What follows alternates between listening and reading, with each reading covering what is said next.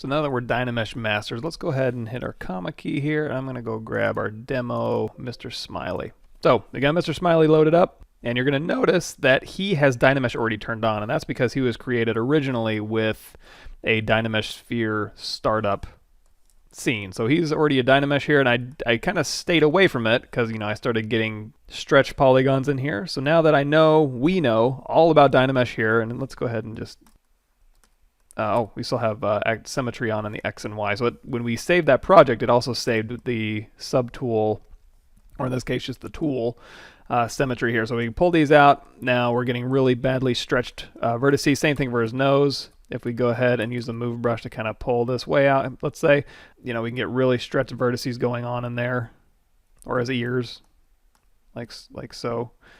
Really, really stretch vertices here. So in order to sculpt detail on those things, we can control drag, and that'll just go ahead and give us new geometry at a resolution of 128. Now there's some cool stuff we can do even more so with Dynamesh, but let's keep moving down our list here. So we've got Trim Dynamic, H Polish, and Pinch. So let's see how we can utilize these. So if we go to Trim Dynamic, and we just start using it, you can make your brush size pretty big, and that'll basically go through and just trim down your surface to a nice plane here. If you hold down Alt, it'll build up your surface. So we hold down Alt on the side of the nose here, it'll actually build up to a flat plane, and then we can go down this side and just trim that back down. This is a great hard edge brush. I use it all the time, and don't underutilize Alt. I would say half the time I have Alt held down, the other half I don't, because what I'll do is I'll trim down and then I'll hold down Alt to trim up to a surface. So utilize both of those methods to kind of do the Z add and Z sub with this brush to get a really, really nice look.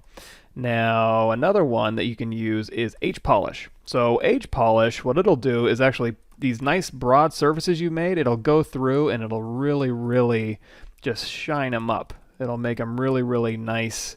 It'll make those edges really, really tight. Now you can hold down Alt with this brush as well, and you can just polish down to a surface, hold down Alt, and polish up to a surface. So when I get to a kind of a corner like this, I'll kind of hold down Alt. If you don't hold down Alt, it's going to start digging into the surface over on that side.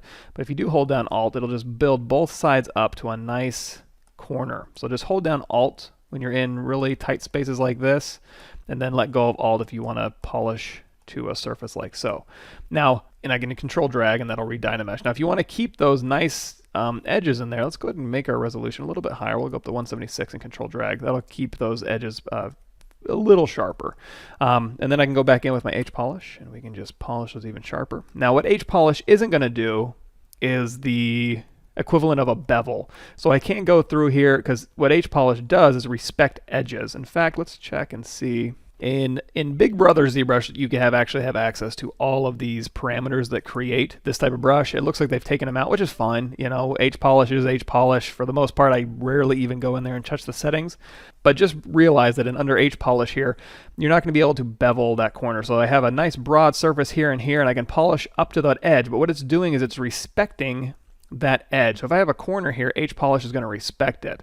However, let me control drag to re-Dynamesh. However, Trim Dynamic doesn't respect edges. It creates its own edges. So I can actually go through here and just go right along that hard edge and just put in a nice bevel there. So now what I can do is go in with H Polish, and I can H Polish this surface.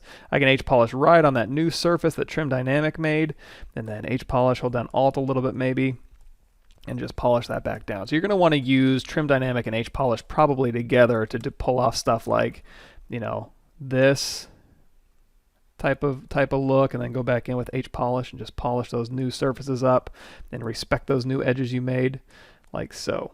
Another one that's really, really valuable is Pinch. So let's say, it goes out to a broad surface, but I want it to kind of pinch to a corner over here. So grab your pinch brush and just use that, and you just kind of drag over your surface here and kind of pinch that to a corner. You can use pinch in a lot of different ways. So if you want to kind of close his mouth corners up, you can just kind of pinch his corners, or you can go over his entire mouth and just pinch his lips shut if you want to. You can make his nose thinner by using the pinch brush. You can make his eyes smaller. You can make his eyebrows. You can this whole bevel you can make smaller just by utilizing the pinch brush. Very, very cool. You can pinch his corners of his ears a little bit if you want to. It's kind of up to you. So pinch brush is really, really cool. And then once you're done doing that, if you turn on polyframe, it's doing some pretty wacky stuff to your topology. So you want to control drag to re-Dynamesh and get your nice surfaces back.